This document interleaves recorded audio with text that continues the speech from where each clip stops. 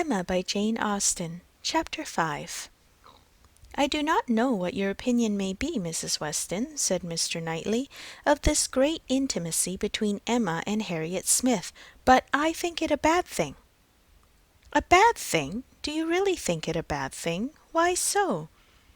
I think they will neither of them do the other any good. You surprise me. Emma must do Harriet good, and supplying her with a new object of interest, Harriet may be said to do Emma good. I have been seeing their intimacy with the greatest pleasure. How very differently we feel! Not think they will do each other any good? This will certainly be the beginning of one of our quarrels about Emma, Mr. Knightley. Perhaps you think I am come on purpose to quarrel with you, knowing Weston to be out, and that you must still fight your own battle. Mr. Weston would undoubtedly support me if he were here, for he thinks exactly as I do on the subject. We were speaking of it only yesterday, and agreeing how fortunate it was for Emma that there should be such a girl in Highbury for her to associate with. Mr. Knightley, I shall not allow you to be a fair judge in this case. You are so used to live alone that you do not know the value of a companion, and perhaps no man can be a good judge of the comfort a woman feels in the society of one of her own sex, after being used to it all her life. I can imagine your objection to Harriet Smith. She is not the superior young woman which Emma's friends ought to be, but on the other hand, as Emma wants to see her better informed, it will be an inducement to her to read more herself. They will read together. She means it, I know. Emma has been meaning to read more ever since she was 12 years old. I have seen a great many lists of her drawing up at various times of books that she meant to read regularly through, and very good lists they were, very well chosen and very neatly arranged, sometimes alphabetically, and sometimes by some other rule. The list she drew up when she was only 14, I remember thinking it did her judgment so much credit that I preserved it some time. And I dare say she may have made out a very good list now, but I have done with expecting any course of steady reading from Emma. She will never submit to anything requiring industry and patience, and a subject of the fancy to the understanding. Where Miss Taylor failed to stimulate, I may safely affirm that Harriet Smith will do nothing. You never could persuade her to read half so much as you wished. You know you could not. I dare say, replied Mrs. Weston, smiling, that I thought so then, but since we have parted, I can never remember Emma's omitting to do anything I wished. There is hardly any desiring to refresh such a memory as that, said Mr. Knightley feelingly, and for a moment or two he had done. But I, he soon added, who have had no such charm thrown over my senses, must still see, hear, and remember. Emma is spoiled by being the cleverest of her family. At 10 years old she had the misfortune of being able to answer questions which puzzled her sister at 17. She was always quick and assured, Isabella slow and diffident. And ever since she was 12, Emma has been mistress of the house and of you all. In her mother she lost the only person able to cope with her. She inherits her mother's talents, and must have been under subjection to her. I should have been sorry, Mr. Knightley, to be dependent on your recommendation. Had I quitted Mr. Woodhouse's family and wanted another situation, I do not think you would have spoken a good word for me to anybody. I am sure you always thought me unfit for the office I held. Yes, said he, smiling, you are better placed here, very fit for a wife, but not at all for a governess. But you were preparing yourself to be an excellent wife all the time you were at Hartfield. You might not have given Emma such a complete education as your powers would seem to promise, but you are receiving a very good education from her on the very material matrimonial point of submitting your own will and doing as you were bid, and if Weston had asked me to recommend him a wife, I should certainly have named Miss Taylor. Thank you. There will be very little merit in making a good wife to such a man as Mr. Weston. Why, to own the truth, I am afraid you are rather thrown away, and that with every disposition to bear there will be nothing to be borne. We will not despair, however. Weston may grow cross from the wantonness of comfort, or his son may plague him. I hope not that. It is not likely. No, Mr. Knightley, do not foretell vexation from that quarter. Not I, indeed. I only name possibilities. I do not pretend to Emma's genius for foretelling and guessing. I hope with all my heart the young man may be a Weston in merit and a Churchill in fortune. But Harriet Smith, I have not half done about Harriet Smith. I think her the very worst sort of companion that Emma could possibly have. She knows nothing herself, and looks upon Emma as knowing everything. She is a flatterer in all her ways, and so much the worse because undesigned.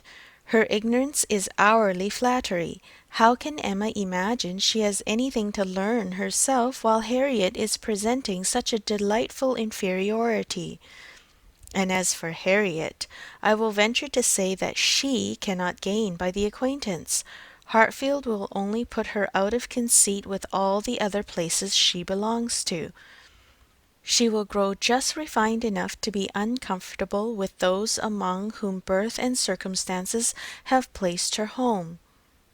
I am much mistaken if Emma's doctrines give any strength of mind, or tend at all to make a girl adapt herself rationally to the varieties of her situation in life. They only give a little polish.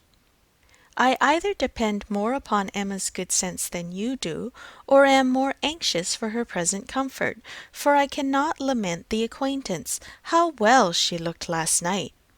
Oh, you would rather talk of her person than her mind, would you? Very well, I shall not attempt to deny Emma's being pretty. Pretty? Say beautiful, rather. Can you imagine anything nearer perfect beauty than Emma altogether, face and figure? I do not know what I could imagine, but I confess that I have seldom seen a face or figure more pleasing to me than hers, but I am a partial old friend. Such an eye, the true hazel eye, and so brilliant, regular features, open countenance, with a complexion, oh, what a bloom of full health, and such a pretty height and size, such a firm and upright figure. There is health not merely in her bloom, but in her hair, her head, her glance. One hears sometimes of a child being the picture of perfect health. Now Emma always gives me the idea of being the complete picture of grown-up health. She is loveliness itself. Mr. Knightley, is not she? I have not a fault to find with her person, he replied. I think her all you describe. I love to look at her, and I will add this praise, that I do not think her personally vain. Considering how very handsome she is, she appears to be little occupied with it. Her vanity lies another way. Mrs. Weston, I am not to be talked out of my dislike of Harriet Smith, or my dread of its doing them both harm. And I, Mr. Knightley, am equally stout in my confidence of its not doing them any harm. With all dear Emma's little faults, she is an excellent creature. Where shall we see a better daughter, or a kinder sister, or a truer friend?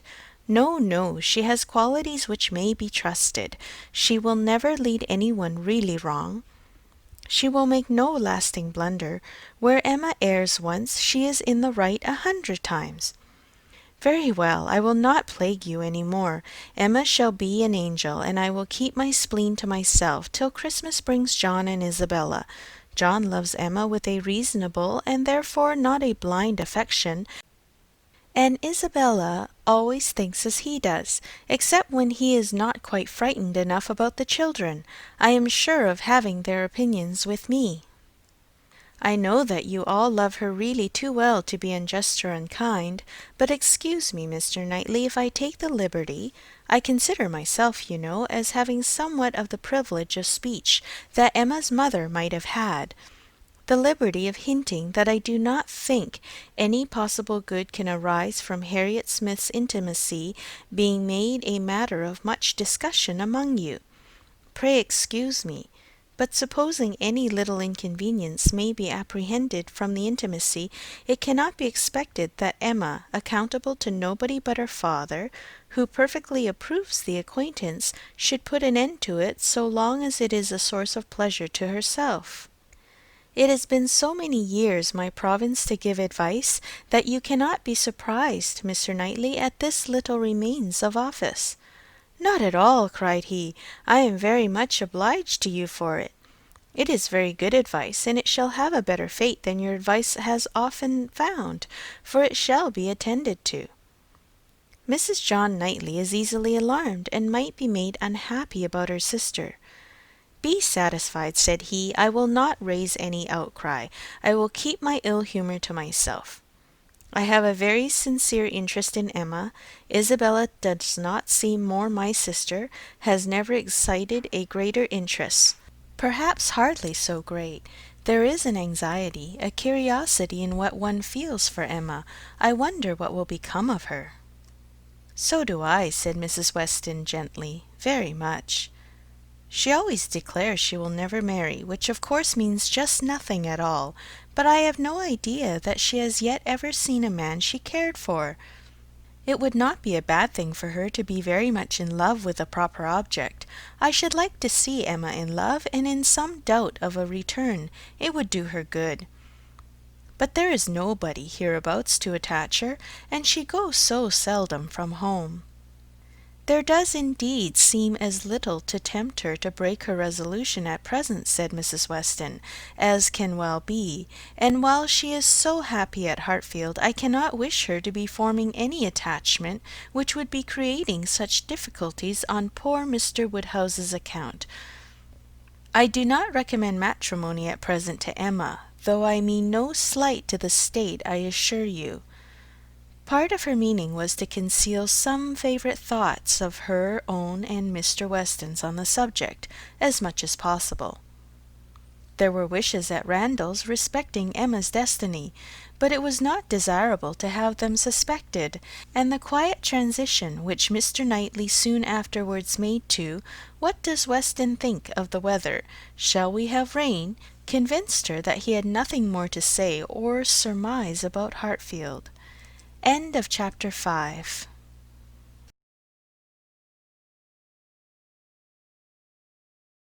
Emma by Jane Austen. Chapter 6.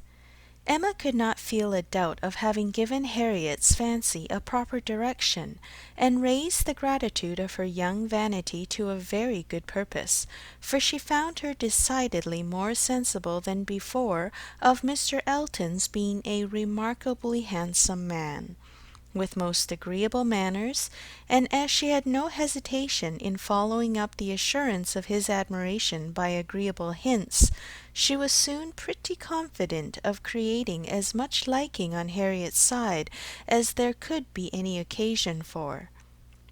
She was quite convinced of Mr. Elton's being in the fairest way of falling in love, if not in love already. She had no scruple with regard to him. He talked of Harriet, and praised her so warmly that she could not suppose anything wanting which a little time would not add. His perception of the striking improvement of Harriet's manner since her introduction at Hartfield was not one of the least agreeable proofs of his growing attachment. "You have given Miss Smith all that she required," said he. "You have made her graceful and easy. She was a beautiful creature when she came to you, but in my opinion the attractions you have added are infinitely superior to what she received from nature. I am glad you think I have been useful to her, but Harriet only wanted drawing out and receiving a few, very few hints. She had all the natural grace of sweetness of temper and artlessness in herself. I have done very little." "If it were admissible to contradict a lady," said the gallant Mr. Elton, "I have perhaps given her a little more decision of character, have taught her to think on points which had not fallen in her way before." "Exactly so. That is what principally strikes me.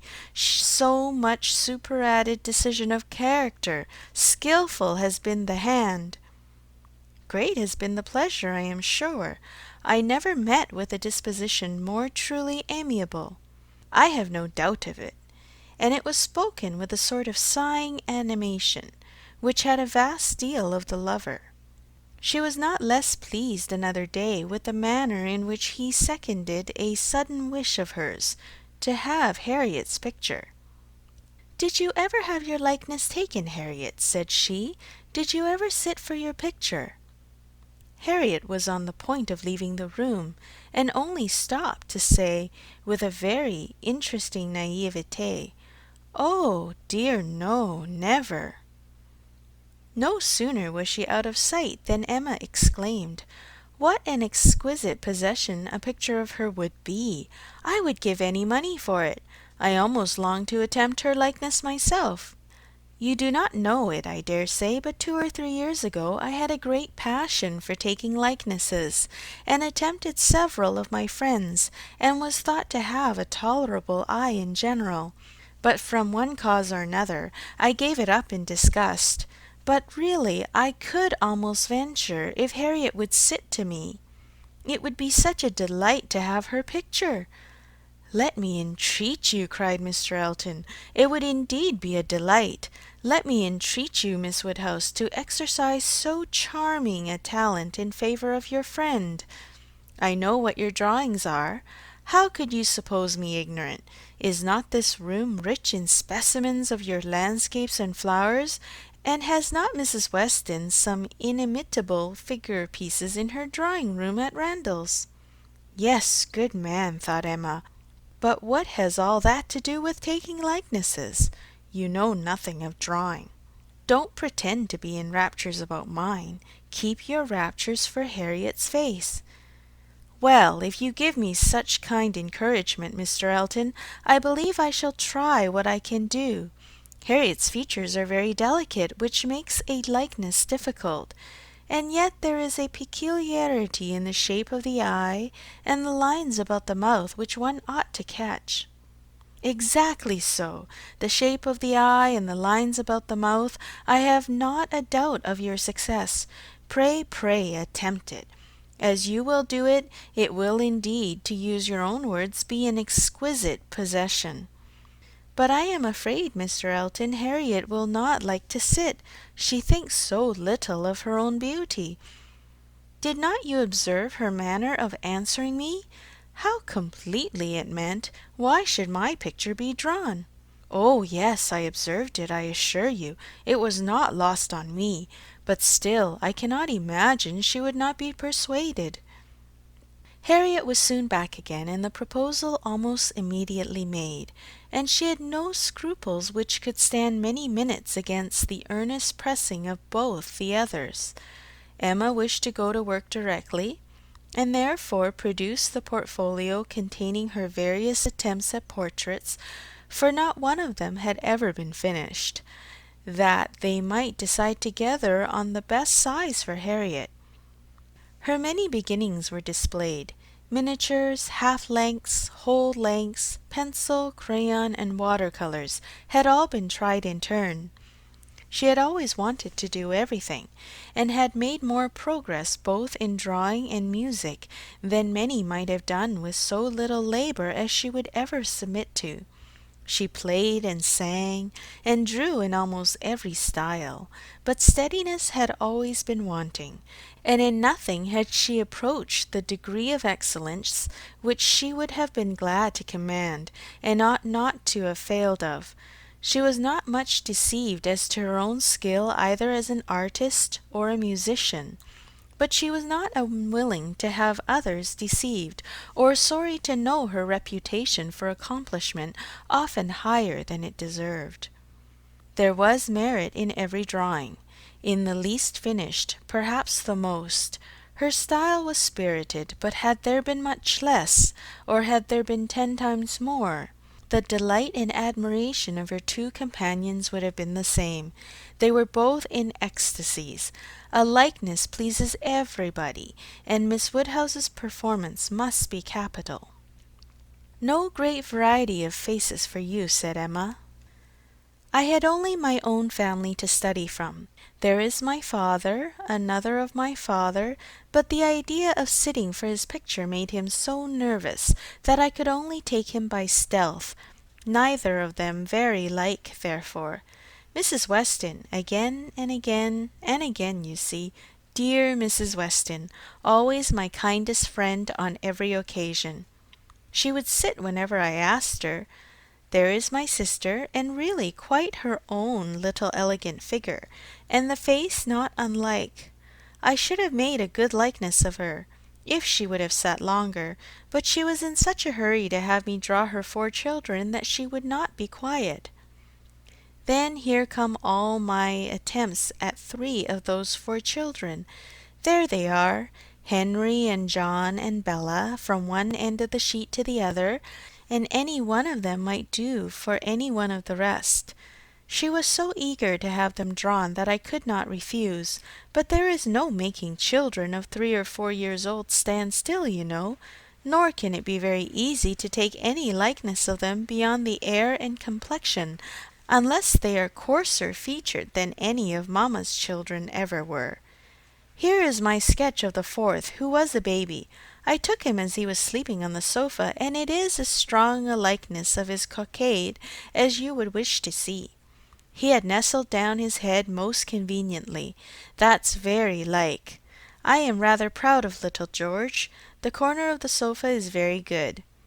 Then here is my last, enclosing a pretty sketch of a gentleman in small size, whole length. My last and my best, my brother, Mr. John Knightley. This did not want much of being finished, when I put it away in a pet, and vowed I would never take another likeness. I could not help being provoked, for after all my pains, and when I had really made a very good likeness of it, Mrs. Weston and I were quite agreed in thinking it very like. Only too handsome, too flattering, but that was a fault on the right side. After all this came poor dear Isabella's cold approbation of, yes, it was a little like, but to be sure it did not do him justice. We had had a great deal of trouble in persuading him to sit at all. It was made a great favour of, and altogether it was more than I could bear, and so I never would finish it, to have it apologized over as an unfavourable likeness to every morning visitor in Brunswick Square, and as I said, I did then forswear ever drawing anybody again. But for Harriet's sake, or rather for my own, and as there are no husbands and wives in the case at present, I will break my resolution now. Mr. Elton seemed very properly struck and delighted by the idea, and was repeating, "No husbands and wives in the case at present indeed, as you observe. Exactly so. No husbands and wives," with so interesting a consciousness that Emma began to consider whether she had not better leave them together at once. But as she wanted to be drawing, the declaration must wait a little longer. She had soon fixed on the size and sort of portrait. It was to be a whole length in water-colours, like Mr. John Knightley's, and was destined, if she could please herself, to hold a very honourable station over the mantelpiece. The sitting began, and Harriet, smiling and blushing, and afraid of not keeping her attitude and countenance, presented a very sweet mixture of youthful expression to the steady eyes of the artist. But there was no doing anything, with Mr. Elton fidgeting behind her, and watching every touch.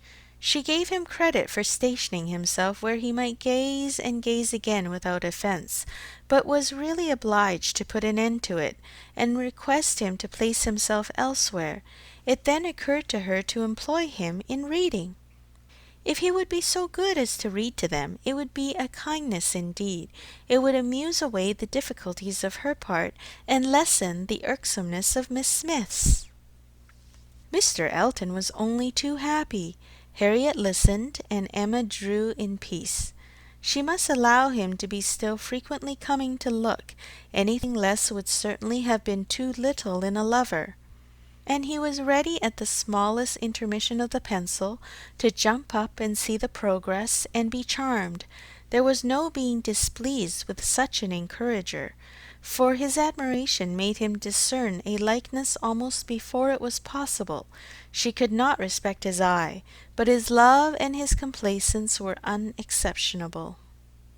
The sitting was altogether very satisfactory. She was quite enough pleased with the first day's sketch to wish to go on. There was no want of likeness. She had been fortunate in the attitude, and as she meant to throw in a little improvement to the figure, to give a little more height and considerably more elegance, she had great confidence of its being in every way a pretty drawing at last, and of its filling its destined place with credit to them both, a standing memorial of the beauty of one, the skill of the other, and the friendship of both, with as many other agreeable associations as Mr. Elton's very promising attachment was likely to add. Harriet was to sit again the next day, and Mr. Elton, just as he ought, entreated for the permission of attending and reading to them again. "By all means, we shall be most happy to consider you as one of the party." The same civilities and courtesies, the same success and satisfaction took place on the morrow, and accompanied the whole progress of the picture, which was rapid and happy. Everybody who saw it was pleased, but Mr. Elton was in continual raptures, and defended it through every criticism. "Miss Woodhouse has given her friend the only beauty she wanted," observed Mrs. Weston to him, not in the least suspecting that she was addressing a lover. "The expression of the eye is most correct, but Miss Smith has not those eyebrows and eyelashes. It is the fault of her face that she has them not." "Do you think so?" replied he. "I cannot agree with you. It appears to me a perfect resemblance in every feature. I never saw such a likeness in my life. We must allow for the effect of shades, you know." "You have made her too tall, Emma," said Mr. Knightley. Emma knew that she had, but would not own to it, and Mr. Elton warmly added, "Oh no, certainly not too tall, not in the least too tall. Consider she is sitting down, which naturally presents a different, which in short gives exactly the idea, and the proportions must be preserved, you know. Proportions, foreshortening, oh no. It gives one exactly the idea of such a height as Miss Smith's, exactly so indeed." "It is very pretty," said Mr. Woodhouse, "so prettily done, just as your drawings always are, my dear. I do not know anybody who draws as well as you do. The only thing I do not thoroughly like is that she seems to be sitting out of doors, with only a little shawl over her shoulders, and it makes one think she must catch cold." "But, dear papa, it is supposed to be a summer day, a warm day in summer. Look at the tree." "But it is never safe to go sit outdoors, my dear." "You, sir, may say anything," cried Mr. Elton, "but I must confess that I regard it as a most happy thought. The placing of Miss Smith out of doors, and the tree is touched with such inimitable spirit. Any other situation would have been much less in character. The naivete of Miss Smith's manners, and altogether, oh, it is most admirable. I cannot keep my eyes from it. I never saw such a likeness." The next thing wanted was to get the picture framed, and here were a few difficulties.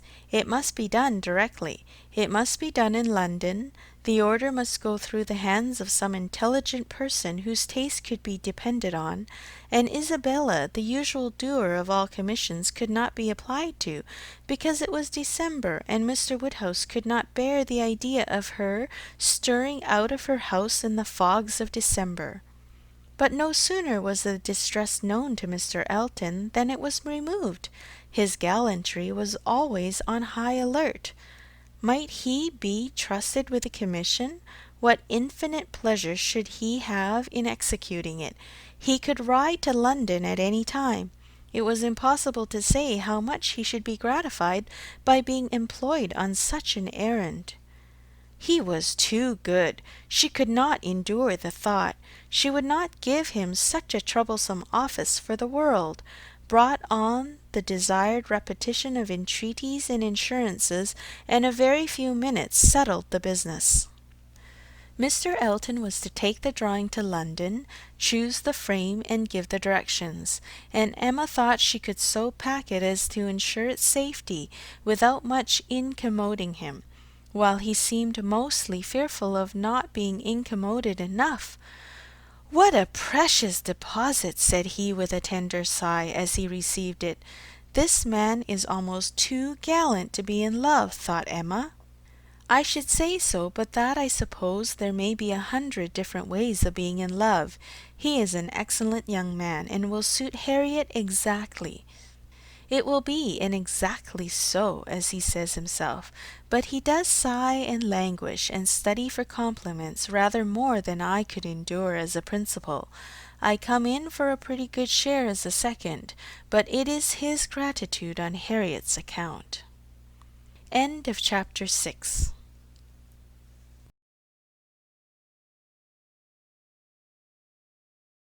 Emma by Jane Austen. Chapter 7. The very day of Mr. Elton's going to London produced a fresh occasion for Emma's services towards her friend. Harriet had been at Hartfield, as usual, soon after breakfast, and after a time had gone home to return again to dinner. She returned, and sooner than had been talked of, and with an agitated, hurried look, announcing something extraordinary to have happened, which she was longing to tell. Half a minute brought it all out. She had heard as soon as she got back to Mrs. Goddard's that Mr. Martin had been there an hour before, and finding she was not at home, nor particularly expected, had left a parcel for her from one of his sisters and gone away. And on opening this parcel, she had actually found, besides the 2 songs which she had lent Elizabeth to copy, a letter to herself, and this letter was from him, from Mr. Martin, and contained a direct proposal of marriage. Who could have thought it? She was so surprised she did not know what to do. Yes, quite a proposal of marriage, and a very good letter, at least she thought so. And he wrote as if he really loved her very much, but she did not know, and so she was come as fast as she could to ask Miss Woodhouse what she should do. Emma was half ashamed of her friend for seeming so pleased and so doubtful. "Upon my word," she cried, "the young man is determined not to lose anything for want of asking. He will connect himself well if he can." "Will you read the letter?" cried Harriet. "Pray do. I'd rather you would." Emma was not sorry to be pressed. She read and was surprised. The style of the letter was much above her expectation. There were not merely no grammatical errors, but as a composition it would not have disgraced a gentleman. The language, though plain, was strong and unaffected, and the sentiments it conveyed very much to the credit of the writer. It was short, but expressed good sense, warm attachment, liberality, propriety, even delicacy of feeling. She paused over it, while Harriet stood anxiously watching for her opinion, with a "well, well," and was at last forced to add, "Is it a good letter, or is it too short?" "Yes, indeed, a very good letter," replied Emma rather slowly. "So good a letter, Harriet, that everything considered, I think one of his sisters must have helped him. I can hardly imagine the young man whom I saw talking with you the other day could express himself so well, if left quite to his own powers, and yet it is not the style of a woman. No, certainly it is too strong and concise, not diffuse enough for a woman. No doubt he is a sensible man, and I suppose may have a natural talent for, thinks clearly and strongly, and when he takes a pen in hand, his thoughts naturally find proper words. It is so with some men. Yes, I understand the sort of mind, vigorous, decided, with sentiments to a certain point, not coarse. A better written letter, Harriet, returning it, than I had expected." "Well," said the still waiting Harriet, "well, and what shall I do?" "What shall you do? In what respect? Do you mean with regard to this letter? Yes. But what are you in doubt of? You must answer it, of course, and speedily. Yes, but what shall I say? Dear Miss Woodhouse, do advise me. Oh, no, no. The letter had much better be all your own. You will express yourself very properly, I am sure. There is no danger of your not being intelligible, which is the first thing. Your meaning must be unequivocal, no doubts or demurs, and such expressions of gratitude and concern for the pain you are inflicting as propriety requires will present themselves unbidden to your mind, I am persuaded. You need not be prompted to write with the appearance of sorrow for his disappointment. You think I ought to refuse him, then? Said Harriet, looking down. Ought to refuse him? My dear Harriet, what do you mean? Are you in any doubt as to that? I thought, but I beg your pardon, perhaps I have been under a mistake. I certainly have been misunderstanding you, if you feel in doubt as to the purport of your answer. I have imagined you were consulting me only as to the wording of it. Harriet was silent. With a little reserve of manner, Emma continued, You mean to return a favourable answer, I collect? No, I do not. That is, I do not mean, what shall I do? What would you advise me to do? Pray, dear Miss Woodhouse, tell me what I ought to do. I shall not give you any advice, Harriet. I will have nothing to do with it. This is a point which you must settle with your feelings. I had no notion that he liked me so very much, said Harriet, contemplating the letter. For a little while Emma persevered in her silence. But beginning to apprehend the bewitching flattery of that letter might be too powerful, she thought it best to say, I lay it down as a general rule, Harriet, that if a woman doubts as to whether she should accept a man or not, she certainly ought to refuse him. If she can hesitate as to yes, she ought to say no directly. It is not a state to be safely entered into with doubtful feelings, with half a heart. I thought it my duty as a friend and older than yourself to say thus much to you. But do not imagine that I want to influence you. Oh, no, I am sure you are a great deal too kind to. But if you would just advise me what I had best do. No, no, I do not mean that. As you say, one's mind ought to be quite made up. One should not be hesitating. It is a very serious thing. It will be safer to say no, perhaps. Do you think I had better say no? Not for the world, said Emma, smiling graciously, would I advise you either way. You must be the best person to judge your own happiness, if you prefer Mr. Martin to every other person. If you think him the most agreeable man you have ever been in company with, why should you hesitate? You blush, Harriet. Does anybody else occur to you at this moment under such a definition? Harriet, Harriet, do not deceive yourself. Do not be run away with by gratitude and compassion. At this moment, whom are you thinking of? The symptoms were favourable. Instead of answering, Harriet turned away confused, and stood thoughtfully by the fire, and though the letter was still in her hand, it was now mechanically twisted about without regard. Emma waited the result with impatience, but not without strong hopes.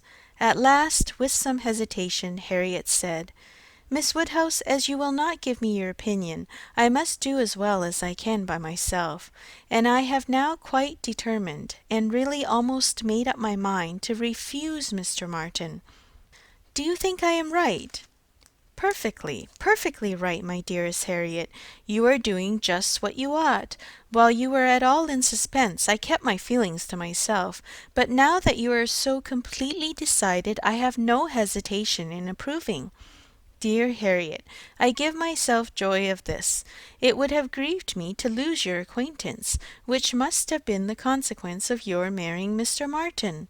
While you were in the smallest degree wavering, I said nothing about it because I would not influence, but it would have been the loss of a friend to me. I could not have visited Mrs. Robert Martin of Abbey Mill Farm. Now I am as secure of you forever. Harriet had not surmised her own danger, but the idea of it struck her forcibly. "You could not have visited me," she cried, looking aghast. "No, to be sure you could not. But I never thought of that before. That would have been too dreadful." "What an escape! Dear Miss Woodhouse, I would not give up the pleasure and honour of being intimate with you for anything in the world. Indeed, Harriet, it would have been a severe pang to lose you, but it must have been. You would have thrown yourself out of all good society. I must have given you up. Dear me, how should I ever have borne it? It would have killed me never to come to Hartfield any more. Dear affectionate creature, you banished to Abbey Mill Farm, you confined to the society of the illiterate and vulgar all your life. I wonder how the young man could have the assurance to ask it. He must have a pretty good opinion of himself." "I do not think he is conceited either in general," said Harriet, her conscience opposing such censure. "At least he is very good-natured, and I shall always feel much obliged to him, and have a great regard for, but that is quite a different thing from. And you know, though he may like me, it does not follow that I should, and certainly I must confess that since my visiting here I have seen people, and if one comes to compare them, persons and manners, there is no comparison at all, one is so very handsome and agreeable. However, I do really think Mr. Martin is a very amiable young man, and have a great opinion of him, and his being so attached to me, and his writing such a letter. But as to leaving you, it is what I would not do upon any consideration." Thank you, my own sweet little friend. We will not be parted. A woman is not to marry a man merely because she is asked, or because he is attached to her, and can write a tolerable letter. Oh no, and it is but a short letter too. Emma felt the bad taste of her friend, but let it pass with a very true, and it would be a small consolation to her, for the clownish manner which might be offending her every hour of the day, to know that her husband could write a good letter. Oh, yes, very. Nobody cares for a letter. The thing is, to be always happy with pleasant companions. I am quite determined to refuse him. But how shall I do? What shall I say? Emma assured her there would be no difficulty in the answer, and advised its being written directly, which was agreed to in the hope of her assistance. And though Emma continued to protest against any assistance being wanted, it was in fact given in the formation of every sentence. The looking over his letter again, in replying to it, had such a softening tendency, that it was particularly necessary to brace her up with a few decisive expressions, and she was so very much concerned at the idea of making him unhappy, and the thought so much of what his mother and sisters would think and say, and was so anxious that they should not fancy her ungrateful, that Emma believed if the young man had come in her way at that moment, he would have been accepted after all. This letter, however, was written and sealed and sent. The business was finished and Harriet safe. She was rather low all the evening, but Emma could allow her amiable regrets, and sometimes relieved them by speaking of her own affection, sometimes by bringing forward the idea of Mr. Elton. "I shall never be invited to Abbey Mill again," was said in rather a sorrowful tone. "Nor if you were, could I ever bear to part with you, my Harriet. You are a great deal too necessary at Hartfield to be spared to Abbey Mill, and I am sure I should never want to go there, for I am never happy but at Hartfield." Some time afterwards it was. I think Mrs. Goddard would be very much surprised if she knew what had happened. I am sure Miss Nash would, for Miss Nash thinks her own sister very well married, and it is only a linen draper. One should be sorry to see greater pride or refinement in the teacher of a school, Harriet. I dare say Miss Nash would envy you such an opportunity of being married. Even this conquest would appear valuable in her eyes. As to anything superior for you, I suppose she is quite in the dark. The attentions of a certain person can hardly be among the tittle-tattle of Highbury yet. Hitherto I fancy you and I are the only people to whom his looks and manners have explained themselves." Harriet blushed and smiled, and said something about wondering that people should like her so much. The idea of Mr. Elton was certainly cheering, but still after a time she was tender-hearted again towards the rejected Mr. Martin. "Now he has got my letter," said she softly. "I wonder what they are all doing, whether his sisters know. If he is unhappy, they will be unhappy too. I hope he will not mind it so very much." "Let us think of those among our absent friends who are more cheerfully employed," cried Emma. "At this moment, perhaps, Mr. Elton is showing your picture to his mother and sisters, telling how much more beautiful is the original, and after being asked for it 5 or 6 times, allowing them to hear your name, your own dear name." "My picture? But he has left my picture in Bond Street." "Has he so? Then I know nothing of Mr. Elton. No, my dear little modest Harriet, depend upon it the picture will not be in Bond Street till just before he mounts his horse to-morrow. It is his companion all this evening, his solace, his delight. It opens his designs to his family, it introduces you among them, it diffuses through the party those pleasantest feelings of our nature, eager curiosity and warm prepossession. How cheerful, how animated, how suspicious, how busy their imaginations all are!" Harriet smiled again, and her smiles grew stronger. End of chapter 7.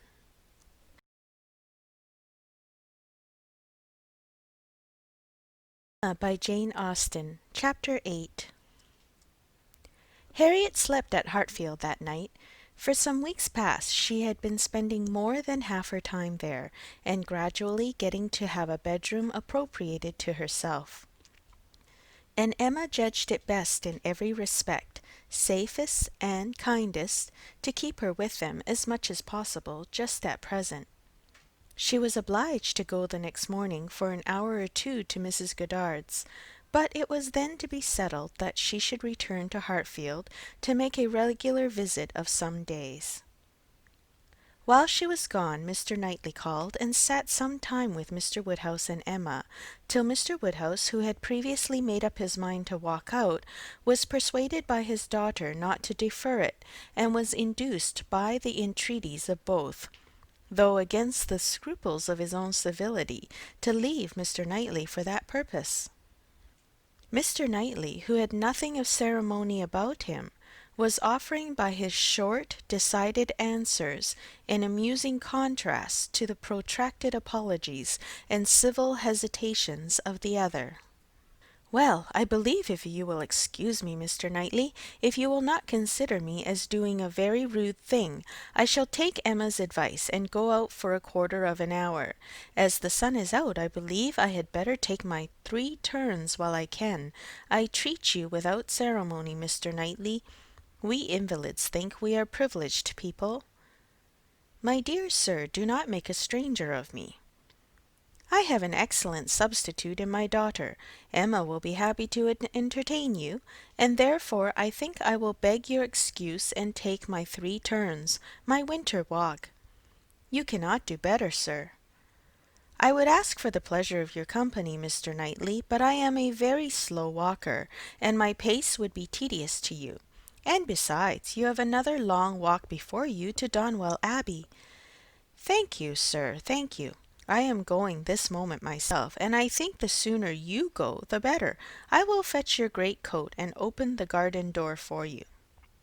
Mr. Woodhouse at last was off, but Mr. Knightley, instead of being immediately off likewise, sat down again, seemingly inclined for more chat.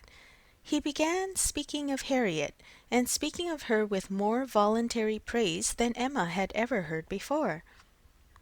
"I cannot rate her beauty as you do," said he, "but she is a pretty little creature, and I am inclined to think very well of her disposition. Her character depends upon who she is with, but in good hands she will turn out a valuable woman." I am glad you think so, and the good hands I hope may not be wanting. Come, said he, you are anxious for a compliment, so I will tell you that you have improved her. You have cured her of her schoolgirl's giggle. She really does you credit. Thank you. I should be mortified indeed if I did not believe I had been of some use. But it is not everybody who will bestow praise where they may. You do not often overpower me with it. You are expecting her again, you say, this morning? Almost every moment. She has been longer already than she intended. Something has happened to delay her. Some visitors, perhaps. Highbury gossip. Tiresome wretches. Harriet may not consider everybody tiresome that you would. Emma knew this was too true for contradiction, and therefore said nothing. He presently added with a smile, I do not pretend to fix on times or places, but I must tell you that I have good reason to believe your little friend will soon hear of something to her advantage. Indeed, how so? Of what sort? A very serious sort, I assure you, still smiling. Very serious? I can think of but one thing. Who is in love with her? Who makes you their confidant? Emma was more than half in hopes of Mr. Elton's having dropped a hint. Mr. Knightley was a sort of general friend and adviser, and she knew Mr. Elton looked up to him. I have reason to think, he replied, that Harriet Smith will soon have an offer of marriage, and from a most unexceptionable quarter. Robert Martin is the man. Her visit to Abbey Mill this summer seems to have done his business. He is desperately in love, and means to marry her. He is very obliging, said Emma, but is he sure that Harriet means to marry him? Well, well, means to make her an offer then. Will that do? He came to the Abbey 2 evenings ago, on purpose to consult me about it. He knows I have a thorough regard for him and all his family, and I believe considers me as one of his best friends. He came to ask me whether I thought it would be imprudent in him to settle so early, whether I thought her too young. In short, whether I approved his choice altogether, having some apprehension perhaps of her being considered, especially since you're making so much of her, as in line of society above him. I was very much pleased with all that he said.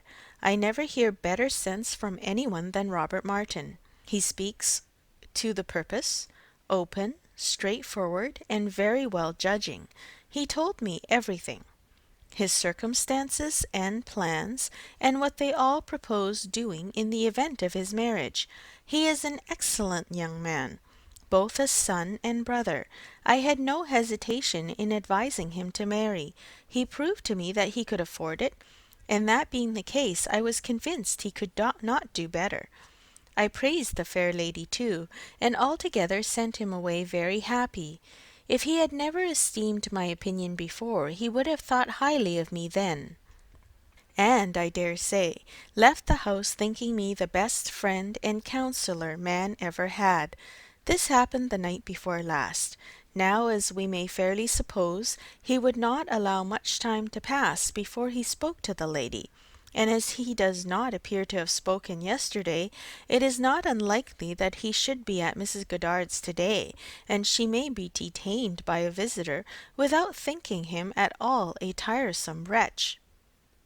Pray, Mr. Knightley, said Emma, who had been smiling to herself through a great part of this speech, how do you know that Mr. Martin did not speak yesterday? Certainly, replied he, surprised, I do not absolutely know it, but it may be inferred. Was she not the whole day with you? Come, said she, I will tell you something in return for what you have told me. He did speak yesterday. That is, he wrote and was refused. This was obliged to be repeated before it could be believed, and Mr. Knightley actually looked red with surprise and displeasure, as he stood up in tall indignation and said, Then she is a greater simpleton than I ever believed her. What is the foolish girl about?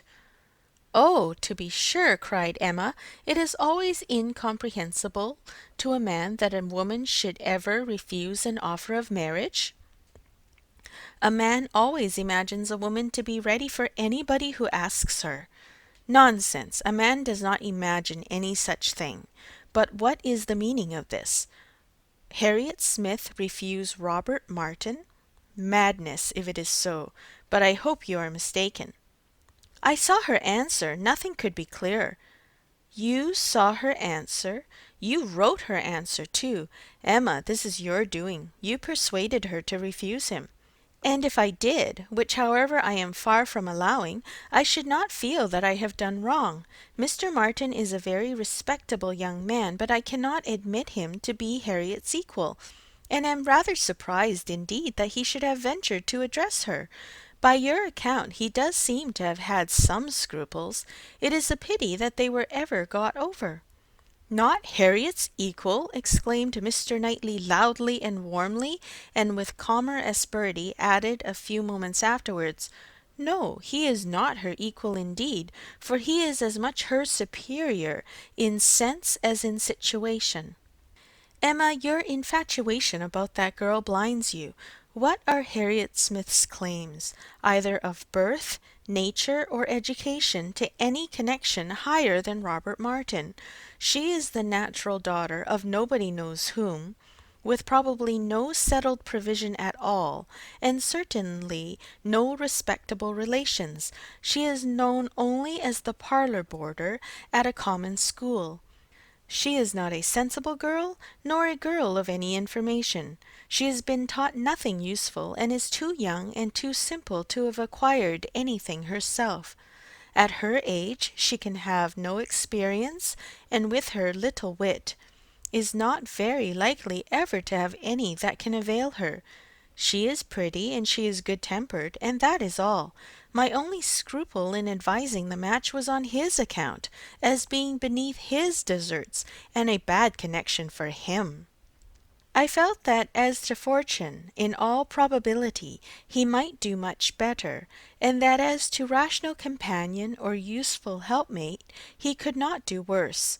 But I could not reason so to a man in love, and was willing to trust to there being no harm in her, to her having that sort of disposition which in good hands like his might be easily led aright and turn out very well.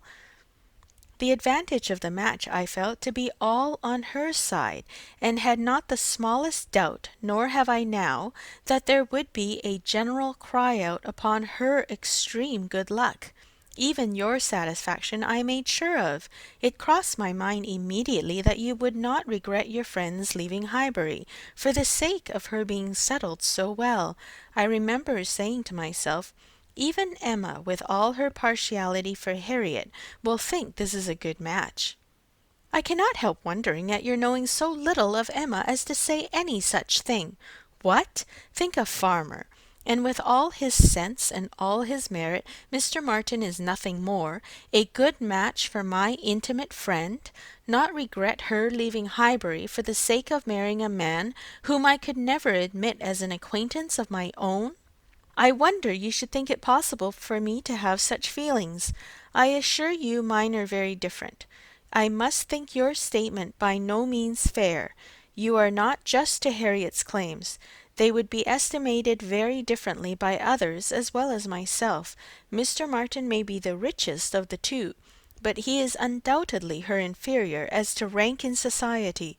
The sphere in which she moves is much above his. It would be a degradation to illegitimacy and ignorance, to be married to a respectable, intelligent gentleman farmer. As to the circumstances of her birth, though in a legal sense she may be called nobody, it will not hold in common sense. She is not to pay for the offence of others, by being held below the level of those with whom she is brought up. There can scarcely be a doubt that her father is a gentleman, and a gentleman of fortune. Her allowance is very liberal. Nothing has ever been grudged for her improvement or comfort. That she is a gentleman's daughter is indubitable to me. That she associates with gentleman's daughter, no one, I apprehend, will deny. She is superior to Mr. Robert Martin. Whoever might be her parents, said Mr. Knightley, whoever may have had the charge of her, it does not appear to have been any part of their plan to introduce her into what you would call good society. After receiving a very indifferent education, she is left in Mrs. Goddard's hands to shift as she can, to move in short in Mrs. Goddard's line, to have Mrs. Goddard's acquaintance. Her friends evidently thought this good enough for her, and it was good enough. She desired nothing better herself. Till you chose to turn her into a friend, her mind had no distaste for her own set, nor any ambition beyond it. She was as happy as possible with the Martins in the summer. She had no sense of superiority then. If she has it now, you have given it. You have been no friend to Harriet Smith, Emma. Robert Martin would never have proceeded so far if he had not felt persuaded of her not being disinclined to him. I know him well. He has too much real feeling to address any woman on the haphazard of selfish passion, and as to conceit, he is the farthest from it of any man I know. Depend on it, he had encouragement. It was most convenient to Emma not to make a direct reply to this assertion. She chose rather to take up her own line of the subject again. You are a very warm friend to Mr. Martin, but as I said before, are unjust to Harriet. Harriet's claims to marry well are not so contemptible as you represent them. She is not a clever girl, but has better sense than you are aware of, and does not deserve to have her understanding spoken of so slightingly. Waiving that point, however, and supposing her to be, as you describe her, only pretty and good-natured, let me tell you that in the degree she possesses them, they are not trivial recommendations to the world in general. For she is, in fact, a beautiful girl, and must be thought so by 99 people out of 100, and till it appears that men are much more philosophic on the subject of beauty than they are generally supposed, till they do fall in love with well-informed minds instead of handsome faces, a girl with such loveliness as Harriet has a certainty of being admired and sought after, of having the power of choosing from among many, consequently a claim to be nice. Her good nature, too, is not so very slight a claim, comprehending as it does real, thorough sweetness of temper and manner, a very humble opinion of herself, and a great readiness to be pleased with other people. I am very much mistaken if your sex in general would not think such beauty and such temper the highest claims a woman could possess. Upon my word, Emma, to hear you abusing the reason you have is almost enough to make me think so too. Better be without sense than misapply it as you do. To be sure, cried she playfully, I know that is the feeling of you all. I know that such a girl as Harriet is exactly what every man delights in, what at once bewitches his senses and satisfies his judgment. Oh, Harriet may pick and choose. Were you yourself ever to marry, she is the very woman for you. And she at 17, just entering into life, just beginning to be known, to be wondered at because she does not accept the first offer she receives. No, pray let her have time to look about her. I have always thought it a very foolish intimacy, said Mr. Knightley presently, though I have kept my thoughts to myself, but I now perceive that it will be a very unfortunate one for Harriet. You will puff her up with such ideas of her own beauty, and of what she has a claim to, that in a little while nobody within her reach will be good enough for her. Vanity working on a weak head produces every sort of mischief. Nothing so easy as for a young lady to raise her expectations too high. Miss Harriet Smith may not find offers of marriage flow in so fast, though she is a very pretty girl. Men of sense, whatever you may choose to say, do not want silly wives. Men of family would not be very fond of connecting themselves with a girl of such obscurity, and most prudent men would be afraid of the inconvenience and disgrace they might be involved in, when the mystery of her parentage came to be revealed. Let her marry Robert Martin, and she is safe, respectable, and happy forever. But if you encourage her to expect to marry greatly, and teach her to be satisfied with nothing less than a man of consequence and large fortune, she may be a parlour boarder at Mrs. Goddard's all the rest of her life. Or at least, for Harriet Smith is a girl who will marry somebody or other till she grows desperate, and is glad to catch at the old writing-master's son. We think so very differently on this point, Mr. Knightley, that there can be no use in canvassing it. We shall only be making each other more angry. But as to my letting her marry Robert Martin, it is impossible. She has refused him, and so decidedly, I think, as must prevent any second application. She must abide by the evil of having refused him, whatever it may be. And as to the refusal itself, I will not pretend to say that I might not influence her a little, but I assure you there was very little for me or for anybody to do. His appearance is so much against him, and his manners so bad, that if ever she were disposed to favour him, she is not now. I can imagine that before she had seen anybody superior, she might tolerate him. He was the brother of her friends, and he took pains to please her, and altogether having seen nobody better, that she might have been his great assistant, she might not, while she was at Abbey Mill, find him disagreeable. But the case is altered now. She knows now what gentlemen are, and nothing but a gentleman in education and manner has any chance with Harriet. Nonsense, arrant nonsense, as ever was talked, cried Mr. Knightley. Robert Martin's manners have sense, sincerity, and good humour to recommend them, and his mind has more true gentility than Harriet Smith could understand. Emma made no answer, and tried to look cheerfully unconcerned, but was feeling very uncomfortable, and wanting him very much to be gone. She did not repent what she had done. She still thought herself a better judge of such a point of female right and refinement than he could be, but yet she had a sort of habitual respect for his judgment in general, which made her dislike having it so loudly against her, and to have him sitting just opposite to her in angry state was very disagreeable. Some minutes passed in this unpleasant silence, with only one attempt on Emma's side to talk of the weather, but he made no answer. He was thinking. The result of his thoughts appeared at last in these words: "Robert Martin has no great loss, if he can but think so, and I hope it will not be long before he does.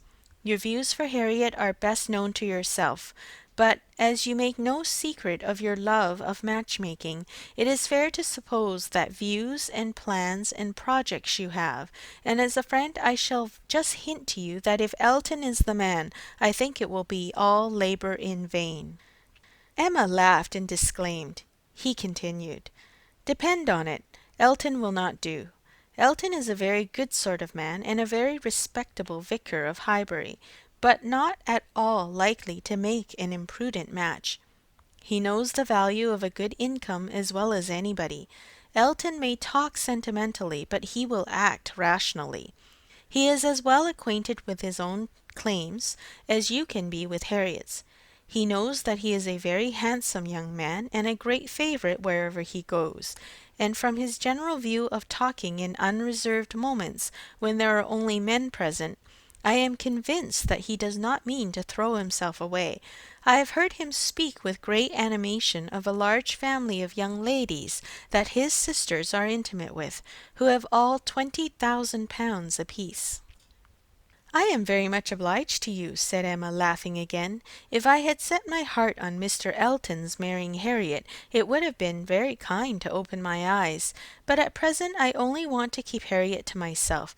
I have done with matchmaking, indeed. I could never hope to equal my own doings at Randalls.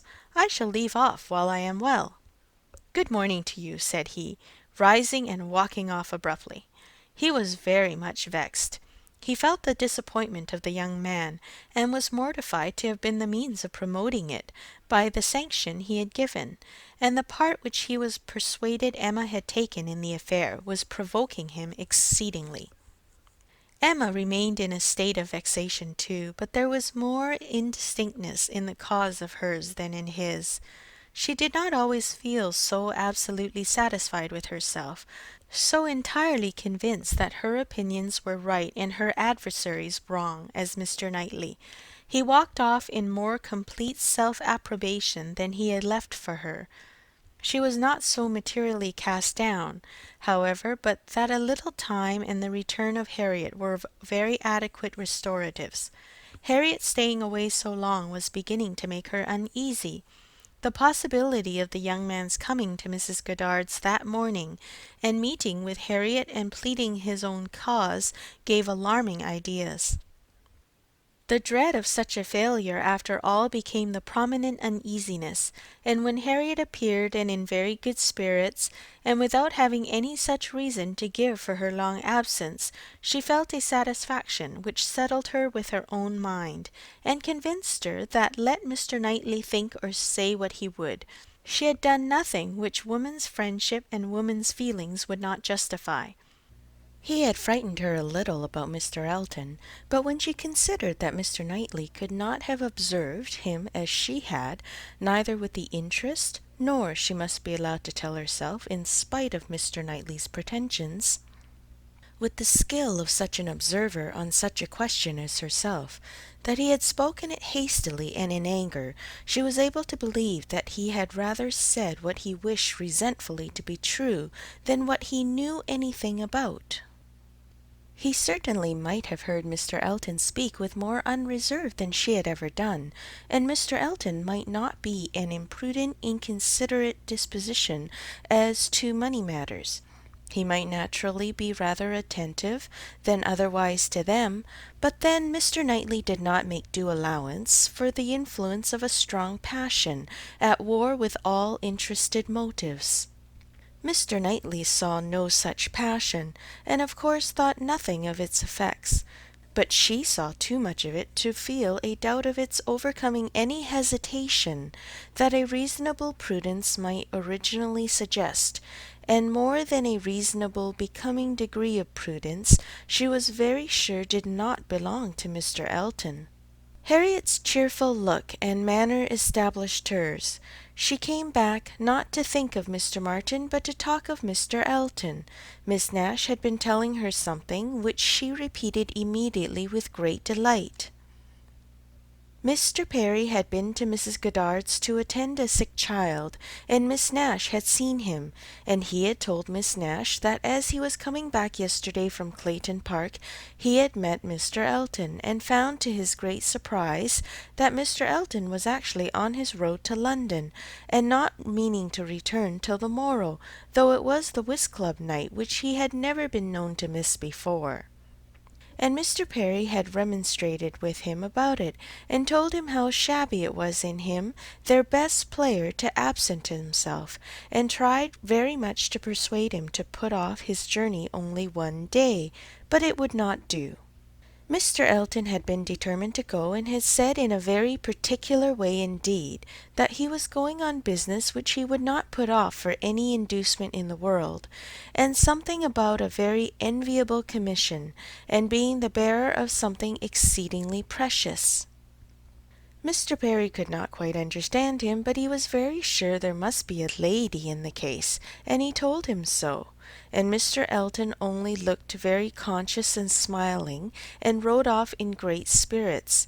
Miss Nash had told her all about this, and had talked a great deal more about Mr. Elton, and said, looking so very significantly at her, that she did not pretend to understand what his business might be, but she only knew that any woman whom Mr. Elton could prefer, she should think the luckiest woman in the world.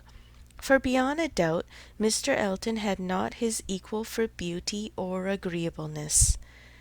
End of chapter 8.